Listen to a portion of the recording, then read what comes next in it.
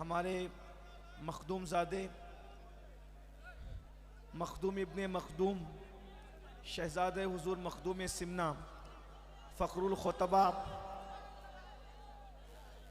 خطیب ابن خطیب عالم ابن عالم حضرت علامہ الشاہ سید نورانی میاں صاحب قبلہ تشریف لا چکے ہیں، اور اب یہ وقت حضرت کا ہے، لیکن چونکہ لائٹ بند ہو گئی تھی تو مجھے کہا گیا ہے کہ میں تھوڑی سی گفتگو اور کروں اور آپ اس کو سنیں۔ جی ہاں، درود شریف پڑھیں سب مل کے بلند آواز سے۔ اللہم صلی علی سیدنا و مولانا محمد معدن الجود والکرم والہ الکرام اجمعین، صلاۃ و سلام علیک یا جد الحسن والحسین وعلی آلک و اصحابک یا جد الغوث الثقلین۔ تو بات یہ چل رہی تھی حضور کی وفا کی، کہ اللہ کے رسول صلی اللہ علیہ وآلہ وسلم سے جو وفا کر لے، پھر یہ بات نکلی کہ وفا کی نشانی کیا ہے۔ ہر ایک کے دیے ہوئے تحفے کی قدر کرتے ہو۔ جو تحفہ اللہ نے اپنے محبوب صلی اللہ علیہ وآلہ وسلم کے ہاتھوں سے شب معراج ہمیں بطور تحفہ دیا، جسے نماز کہتے ہیں۔ دوستوں کے لیے ٹائم ہے، انٹرنیٹ کے لیے ٹائم ہے، محفلوں کے لیے ٹائم ہے، نماز کے لیے ٹائم نہیں۔ اور یاد رکھنا، اللہ کے رسول صلی اللہ تعالی علیہ وسلم کا ارشاد سنو۔ آقا کریم صلی اللہ علیہ وآلہ وسلم ارشاد فرماتے ہیں، اللہ کے پیارے محبوب کا فرمان ہے کہ جس نے جان بوجھ کر نماز کو ترک کر دیا، دھیان سے سننا، حضور سے عشق کا دعویٰ کرنے والوں، آقا سے محبت کا دعویٰ کرنے والوں، آقا سے پیار کا دعویٰ کرنے والوں، انکار نہیں ہے کہ تم عاشق رسول ہو، یقیناً عاشق رسول ہو، لیکن بتاؤ، اللہ کے حبیب علیہ الصلوۃ والتسلیم فرماتے ہیں جس نے جان بوجھ کر نماز چھوڑ دیا وہ میرے ذمے سے باہر ہو گیا، قیامت کے دن اس کے ساتھ میرا کوئی وعدہ نہیں ہے۔ اللہ کے بندو ذرا سوچو، جس سے حضور علیہ الصلوۃ والتسلیم بیزاری کا اظہار فرمائے۔ سیدنا ابو ہریرہ رضی اللہ تبارک و تعالیٰ نے ارشاد فرماتے ہیں کہ اللہ کے رسول علیہ السلام مجھ سے کہا کرتے تھے، اے ابو ہریرہ، بے نمازی کی صحبت میں نہ بیٹھا کرو، اس لیے کہ جہاں بے نمازی ہوتا ہے مسلسل اللہ کی لعنتیں اس پر برستی رہتی ہے۔ اللہ اکبر۔ جن کی صحبت میں بیٹھنے سے اللہ کے رسول علیہ السلام اپنے صحابہ کو منع کریں، آپ مجھے بتائیں وہ بے نمازی ہے۔ مسجدوں کو ویران کر کے مصطفیٰ جان رحمت کے دل کو تکلیف پہنچانے والوں، اللہ کے حبیب علیہ السلام نے ایک مرتبہ اپنے صحابہ سے کہا، اے میرے صحابہ، یہ اللہ کی بارگاہ میں دعا کرو کہ کوئی بدبخت نہ رہے، کوئی محروم نہ رہے، اللہ سب کو بدبختی سے بھی بچائے، محرومی سے بھی بچائے۔ صحابہ کرام سے یہ کہنے کے بعد آقا ارشاد فرماتے ہیں، کیا تم مجھ سے نہیں پوچھو گے کہ بدبخت کسے کہتے ہیں، محروم کسے کہتے ہیں؟ ذرا دھیان سے سننا، جو رسول ہر امتی کا وقت ہے، اللہ اکبر، وہ رسول جو ہماری قسمت ہے، وہ رسول اللہ اکبر جو ہمارے مقدر میں لکھی ہوئی ہماری گویا کے تقدیر ہے۔ اسی لیے تو حضور کے امتی کو ہم بد نصیب نہیں کہہ سکتے، کیونکہ جس کے نصیب میں آمینہ کا لال لکھا ہو اس سے بڑھ کر نصیب والا کون ہو سکتا ہے؟ ہمارا نصیب ہمارا رسول ہے، لیکن وہی حضور فرما رہے ہیں، اے میرے صحابہ دعا کرو کوئی بدبخت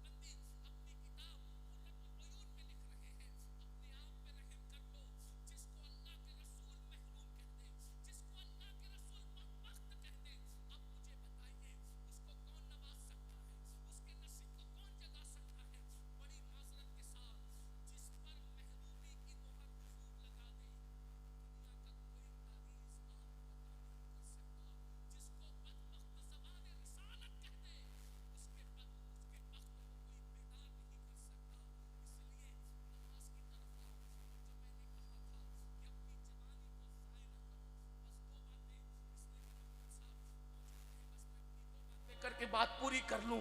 یاد رکھنا جوانی کا صحیح استعمال کرو, جوانی کا مس یوز نہ کرو, جوانی میں اللہ کی عبادت کرو, اس لیے کہ اللہ کو جوان بھی پسند ہے اور جوانی کی عبادت بھی پسند ہے.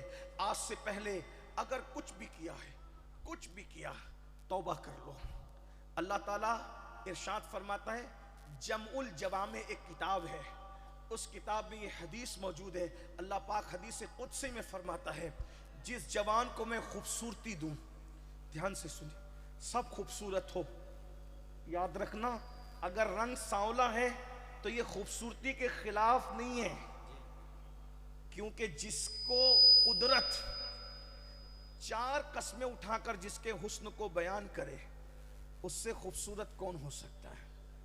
اللہ فرماتا ہے وَالتین وَالزیتون وَطُورِ سینین وَهَذَا الْبَلَدِ الْأَمِينَ لَقَدْ خَلَقْنَا الْإِنسَانَ فِي أَحْسَنِ تَقْوِيمٍ. اللہ فرماتا ہے تین کی قسم, زیتون کی قسم, طور سینا کی قسم اور بلد امین یعنی مکے کی قسم. تفسیری ترجمانی یہ ہو سکتی ہے ولادت گاہ ابراہیم کی قسم, ولادت گاہ عیسیٰ کی قسم, ولادت گاہ موسیٰ کی قسم اور ولادت گاہ محبوب کی قسم. لوگ کہتے ہیں میلاد کہاں سے ثابت ہے؟ میں نے کہا جن کے میلاد گاہوں کی قسم قرآن اٹھاتا ہے, اب یہ میلاد نہیں تو پھر میلاد کس چیز کا نام ہے؟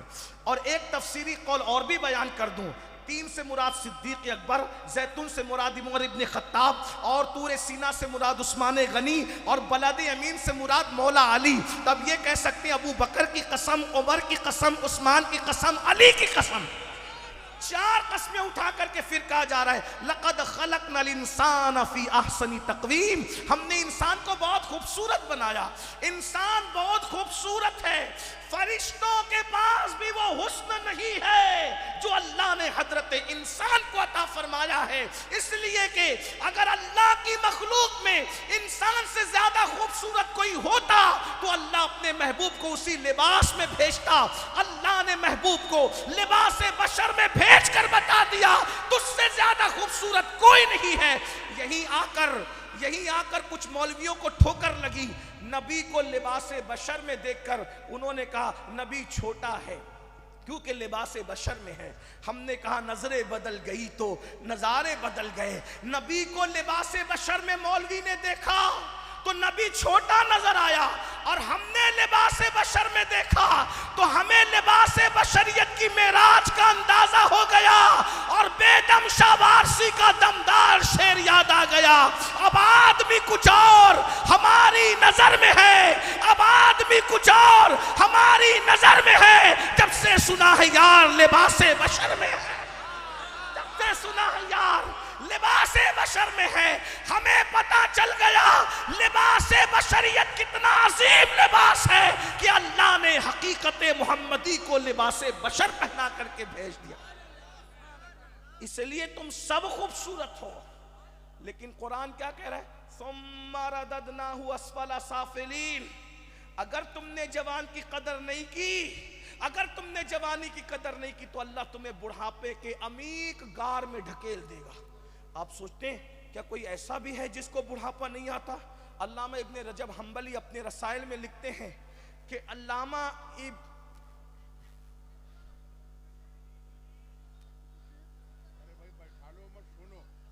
ابن طیب طبری رحمت اللہ تعالی علیہ 100 سال کی عمر میں بھی جوان دکھتے تھے, 100 سال کی عمر میں بھی جوان دکھتے تھے. یاد رکھنا یہ جو سٹیائی ہوا کھوسٹ کمزور بڑھاپا آتا ہے نا, بڑھاپا وہ گناہوں کی وجہ سے آتا ہے. ورنہ اگر انسان گناہ نہ کرے بال سفید ہو جاتے ہیں, لیکن بڑھاپا نہیں آتا جس کو کمزوری کہتے ہیں. میں نے کہا نا آپ کو کہ کہنے والے نے یہ جو بات کہی کہ محمد کے غلاموں کو بڑھاپا آ نہیں سکتا, غلاموں کو بڑھاپا, داڑھی سفید ہونا یہ حسن ایمان کی نشانی ہے. بڑھاپا کمزوری کا نام ہے, کمزوری کا.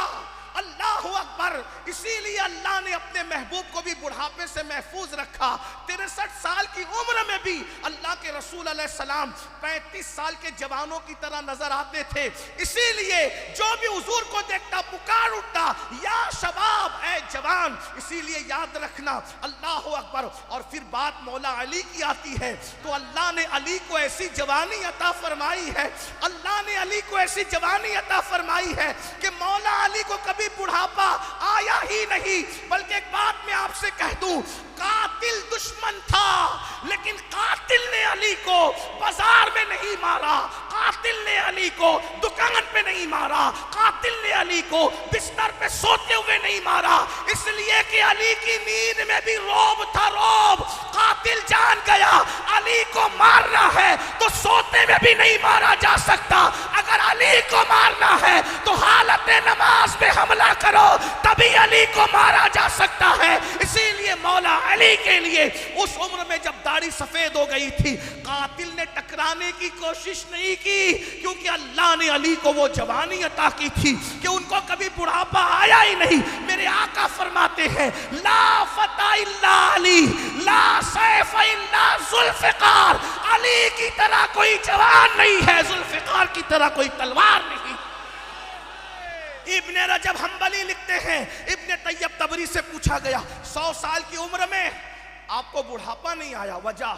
ابن طیب طبری فرماتے ہیں میں نے جوانی میں اپنے آپ کو گناہوں سے بچایا اور اللہ نے مجھے بڑھاپے سے محفوظ فرما لیا. طاقت بہت ہوگی, لوگ کیا کہتے ہیں, میں انکار بھی نہیں, گھی کھاؤ, کاجو کھاؤ, بادام کھاؤ, پستہ کھاؤ, مغزیات کھاؤ, مقوی غذائیں کھاؤ, طاقت رہے گی. میں ایک سوال کرتا ہوں, انکار نہیں, کھاؤ, لیکن جن کے گھر میں ایک مہینہ چولہا نہیں جلتا تھا ان کو کون سے ڈرائی فروٹ نصیب ہوں گے؟ جن کو روٹی نہیں تھی کھانے کے لیے وہ ڈرائی فروٹ کب کھاتے؟ لیکن طاقت کتنی تھی, کتنی طاقت تھی. ایک دن میرے مولا علی مرتضیٰ کی ڈھال گر گئی, پوری زندگی میں ایک ہی بار ڈھال گری. میں خیبر نئے انداز سے پڑھنے لگا ہوں, توجہ فرمائیں, ہیں علی کا بیٹا موجود ہو, غور کرتے ہیں آپ, پوری زندگی میں مولا علی کی ایک ہی بار ڈھال گری, بس ایک بار. اور وہ کون سا مقام تھا؟ وہ مقام خیبر تھا. کبھی کبھی لوگ خیبر بیان کرتے بھی اتنا کہتے ہیں کہ مرحب نے حملہ کیا تو علی کا کچھ نہیں ہوا. میں یہ خلاف واقعہ بات ہے, ہم لوگ غلو کرنے والے لوگ نہیں ہیں. ہم کہتے ہیں کہ مولا علی کو تلوار لگی اور پیشانی زخمی ہوئی اور پوری زندگی آپ کی پیشانی پر وہ نشان رہا. اب مرحب مرحب تھا, 1000 پہلوانوں کے برابر سمجھا جاتا تھا. چمڑے پہ کھڑا ہوتا, چمڑا کھینچ لیا جاتا, چمڑا پھٹ جاتا, لیکن مرحب اپنی جگہ سے ہٹتا نہیں تھا. مرحب اتنا طاقتور, اس نے حملہ کیا.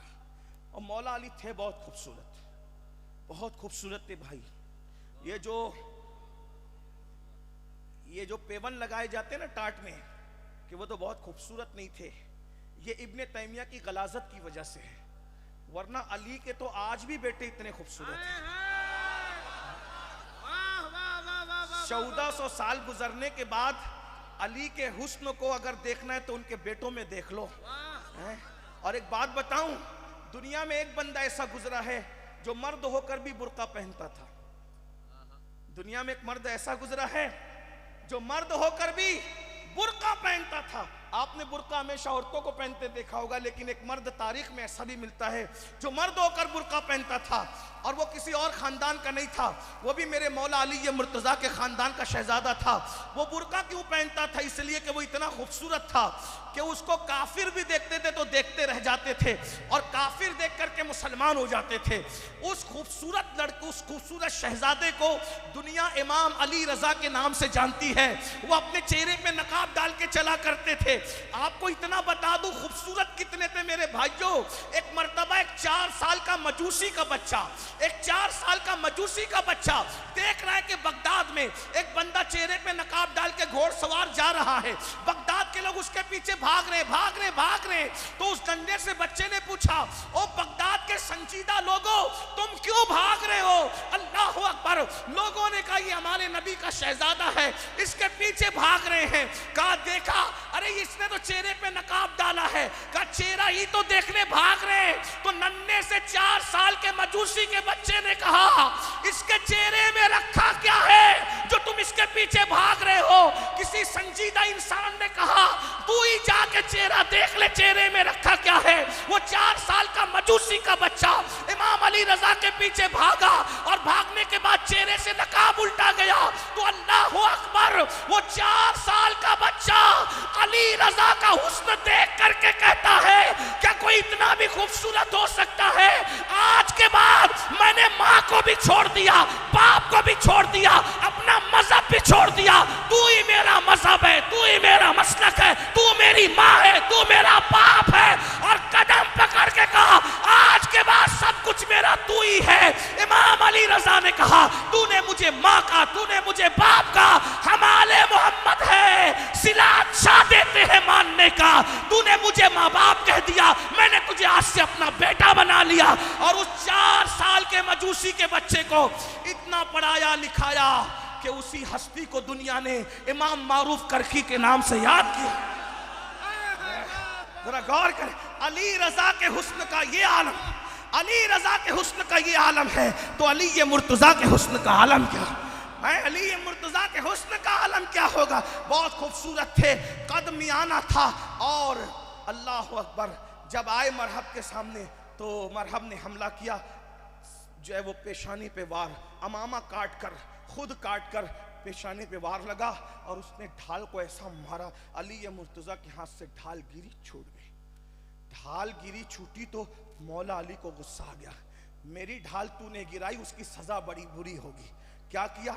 ڈھال تو چاہیے تھا، اور علی وہ علی تھے جو کبھی پلٹ کر جائے نہیں، اسی لیے ان کا نام کرار ہے، وہ فرار نہیں ہے۔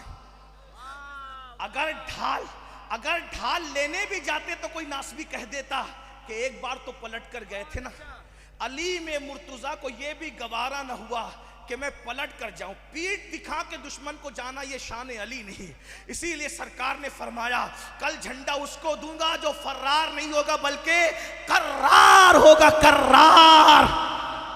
جوانوں میں تم کو شجاعت علی اس لیے سنا رہا ہوں کہ اگر اپنے جوانوں کو بزدلی سے نکال کے بہادر بنانا ہے تو علی کی شجاعت سنانی ہوگی۔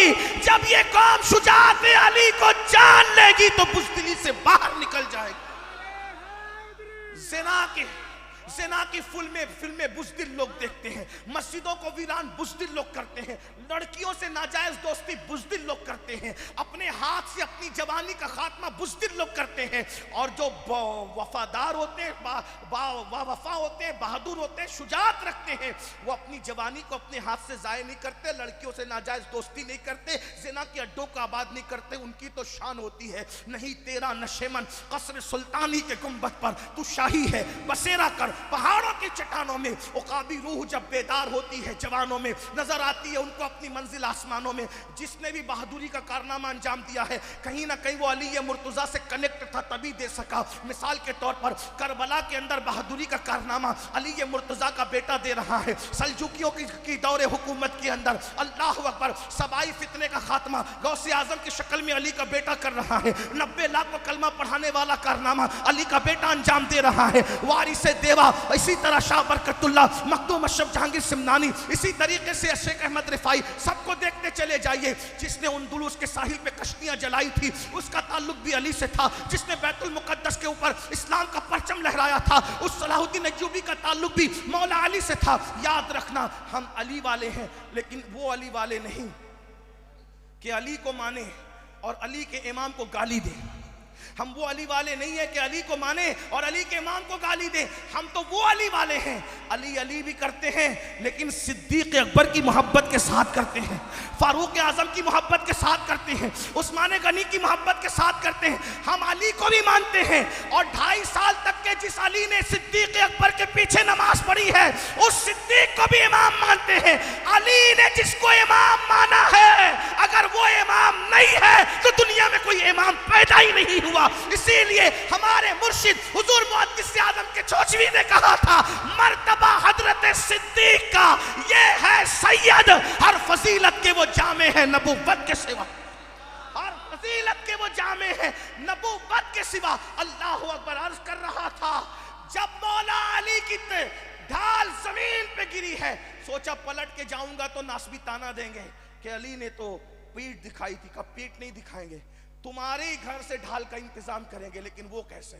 تلوار سیدھے ہاتھ میں تھی، دوسرے ہاتھ سے جس کو لوگ الٹا کہتے ہیں، ہم مولا علی کے لیے کسی چیز کو الٹا نہیں کہتے کیونکہ ہمارا مسلک مکمل ادب ہے، لیکن دوسرے ہاتھ سے خیبر کا دروازہ اکھاڑا ہے.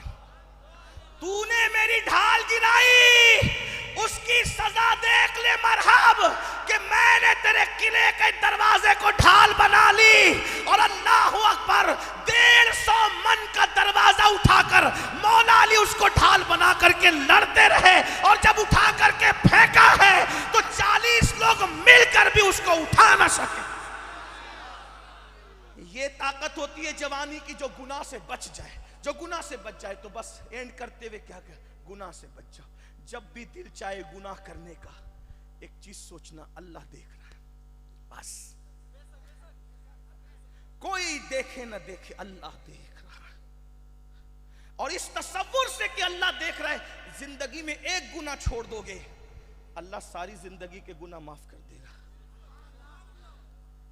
میرے آقا علیہ السلام فرماتے ہیں، کوئی عورت پہ انسان کا قبضہ ہو جائے اور انسان اس سے زنا کرنے کی کوشش کرے اور کوئی روکنے والا نہ ہو، بس یہ سوچ کے کہ اللہ دیکھ رہے، آدمی دور ہو جائے، اللہ اسی وقت اس کو بے حساب جنت نعیم کا مستحق قرار دیتا ہے.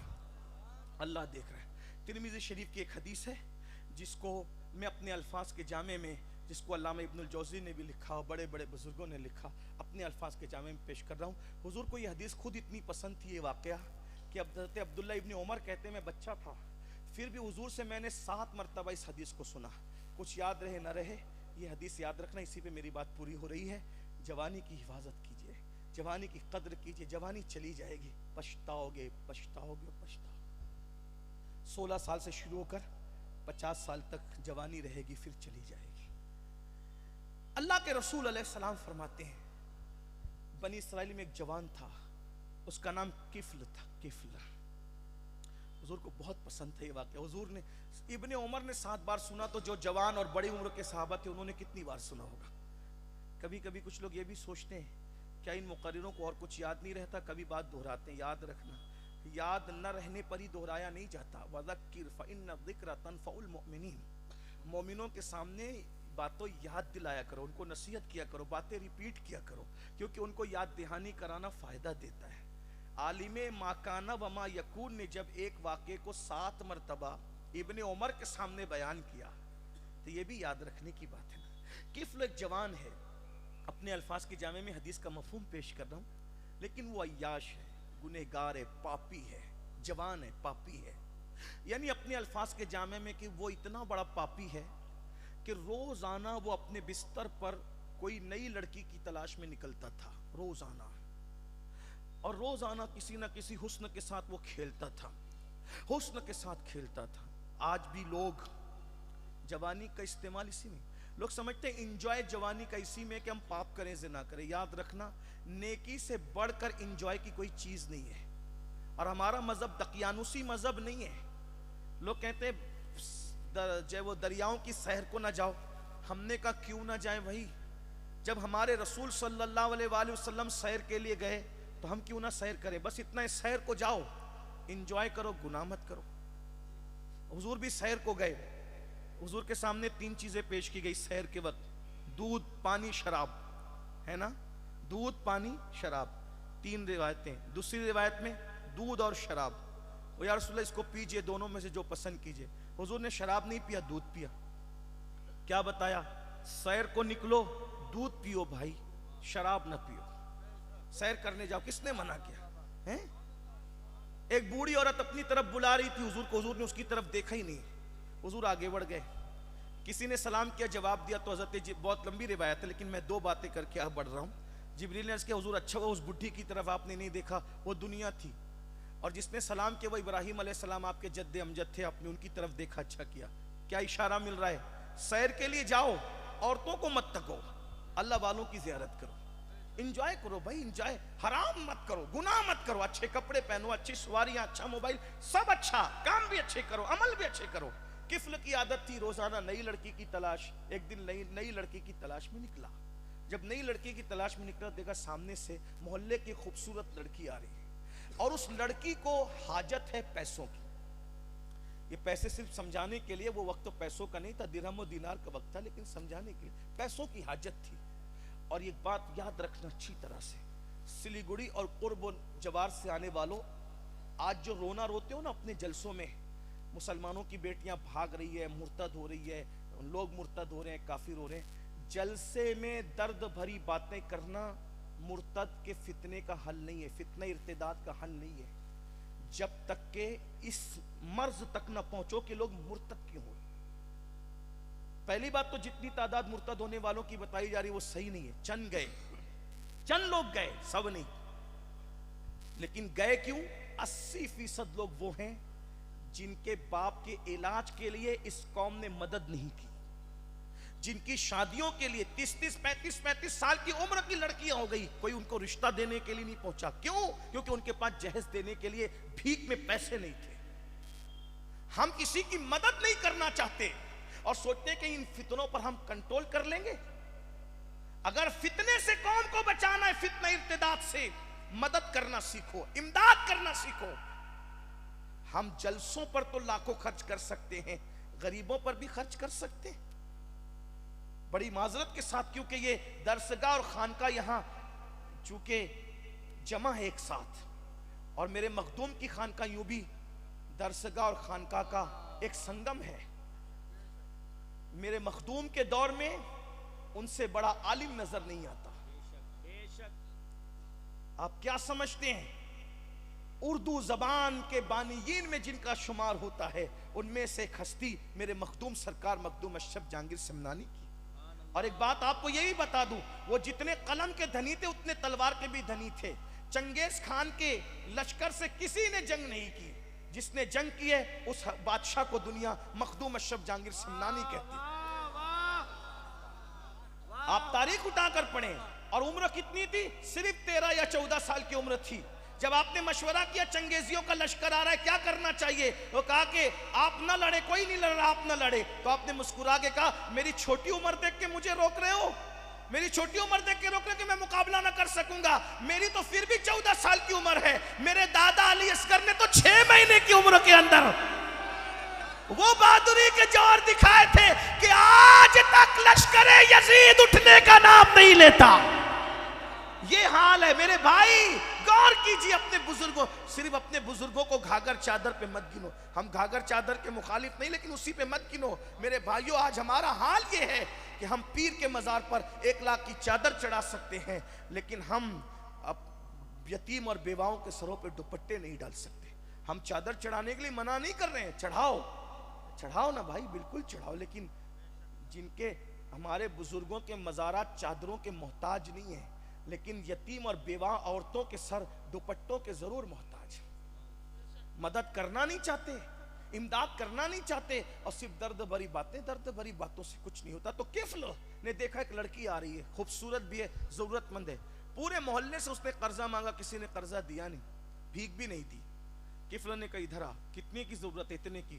اس نے 60 درہم یا دینار اس کی جھولی میں ڈال دی، جتنے چاہیے تھے اس سے بہت زیادہ اس کی جھولی میں ڈال دیے۔ لڑکی نے تشکر کی نگاہ سے کفل کو دیکھا۔ مولا کائنات فرماتے ہیں انسان احسان کا بندہ ہوتا ہے، جو احسان کرے گا انسان اس کے ساتھ جائے گا۔ لڑکی نے تشکر کی نگاہ سے دیکھا، جب تشکر کی نگاہ سے دیکھا تو کفل نے کہا پورے محلے نے تیری مدد نہیں کی، میں تجھ سے کچھ نہیں چاہتا، صرف ایک چیز چاہتا ہوں، چند لمحے میرے گھر چل کے تھوڑی دیر بیٹھ جا بس۔ لڑکی ساتھ ہو گئی۔ لڑکی جیسے ہی ساتھ ہوئی، گیا کھڑکی دروازے سب بند کر دیا، اور بند کر کے اس لڑکی کے ساتھ بیٹھا، اور بیٹھ کر جیسے ہی کھسکنے لگا، وہ لڑکی کا پورا وجود کانپنے لگا۔ کفل نے کہا لڑکی کیوں کانپ رہی ہے؟ کوئی دیکھ تو نہیں رہا ہے نا؟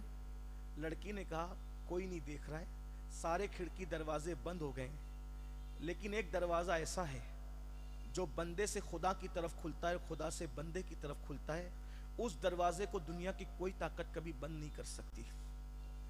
کوئی نہیں دیکھ رہا ہے، اللہ دیکھ رہا ہے۔ کفل میں جانتی ہوں اس سے پہلے تو نے زنا کئی مرتبہ کیا، لیکن میں نے کبھی زنا نہیں کیا۔ میں یہ سوچ رہی ہوں کہ اللہ دیکھ رہا ہے، اگر قیامت میں اللہ پوچھے گا کہ تو نے زنا کیوں کیا تھا، تو میں زبان میں وہ طاقت کہاں سے لاؤں گی کہ اللہ کو کہہ سکوں کہ میں نے زنا کیا تھا۔ وَتُكَلِّمُنَا أَيْدِيهِمْ وَتَشْهَدُ أَرْجُلُهُمْ بِمَا كَانُوا يَكْسِبُونَ۔ اس دن تو منہ پر بھی مہر لگا دی جائے گی۔ आज़ा इंसान के गवाही देंगे। किफ्ल ने जैसे ही सुना अल्लाह देख रहा है, लड़की कांप रही है और वो कहती है कि तूने कई बार ये गुनाह किया, मैंने आज तक नहीं किया, अल्लाह को मैं जवाब क्या दूंगी, अल्लाह देख रहा है, बस इतना सुनना था। कहते हैं दिल से जो बात निकलती है दिल में उतरती है। किफ्ल ने कहा, ये लड़की जब अल्लाह देख रहा है और तू गरीब होकर अल्लाह से इतना डरती है तो मुझे मालदार हो के अल्लाह से कितना डरना चाहिए। चली जा, ये सारी रकम लेकर चली जा, जा, आज के बाद मैं तुझे कभी पाप की नजर से नहीं देखूंगा और तुझे क्या, किसी को नहीं। कहते हैं कि लड़की जैसे ही घर के बाहर निकली मौत का फरिश्ता घर में आ गया और उसी वक्त तो उसकी रूह निकाल ली। किसकी? किफ्ल की। इसका मतलब अगर किफ्ल, तवज्जो, किफ्ल अगर उस लड़की को नहीं छोड़ता तो किस हालत में मौत आती। ये सोच करके बाद में तौबा कर लेंगे। तौबा की मोहलत पर कभी गुनाह मत करना। अगर तौबा करते करते मौत आ गई तो अल्लाह को मुंह क्या दिखाओगे। हजाम की कुर्सियों पे बैठ के दाढ़ी मुंडाने वालों, मोबाइल में नरम नरम गद्दों पे लेटकर ज़िना की फिल्में देखने वालों, गाने सुनने वालों, पिक्चर देखने वालों, औरतों पे पाप की नजरें डालने वालों, अगर ये सोचते हो कि बूढ़े होके सुधर जाएंगे, अगर यही काम करते करते मौत आ गई तो अल्लाह को मुंह क्या दिखाओगे। क्या हदीस पाक नहीं सुनी, जो जिस हालत में मरेगा उसी हालत में उठाया जाएगा। किस हालत में उठोगे सोचो। अल्लाह अकबर। किफ्ल ने लड़की को बाहर किया, मौत का फरिश्ता अंदर आया, उसकी रूह निकाली, जंगल की आग की तरह पूरे मोहल्ले में बात फैल गई। किफ्ल मर गया, मर गया, मर गया, मर गया, किफ्ल मर गया, मर गया।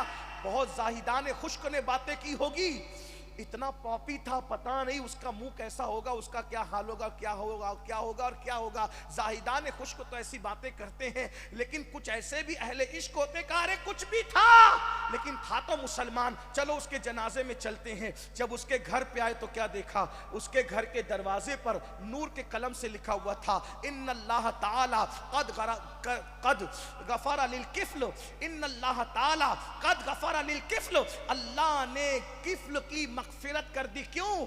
किफ्ल ने अल्लाह के डर से कि अल्लाह देख रहा है, सिर्फ एक गुनाह छोड़ दिया, अल्लाह देख रहा है, इस तसव्वुर से एक गुनाह छोड़ दिया, अल्लाह ने उसके सारी जिंदगी के गुनाहों की मगफिरत फरमा दी। मेरी कौम के जवानों, जब दिल गुनाह करने को चाहे, नफ्स गुनाह पर उभारे, ये सोचो कि कोई देखे ना देखे, अल्लाह देख रहा है। एक गुनाह कम से कम जिंदगी में छोड़ करके देखो, अल्लाह सारी जिंदगी के गुनाह माफ कर देगा। अल्लाह मुझे आप सबको अमल की तौफीक दे। गुफ्तगू के दरमियान अगर कोई गलती हो अल्लाह ताला माफ फरमा दे। अस्तगफिरुल्लाह रब्बी मिन कुल्लि ज़ंबिन व अतूबु इलैहि व मा अलैना इल्लल बलाग। अस्सलामु अलैकुम व रहमतुल्लाहि।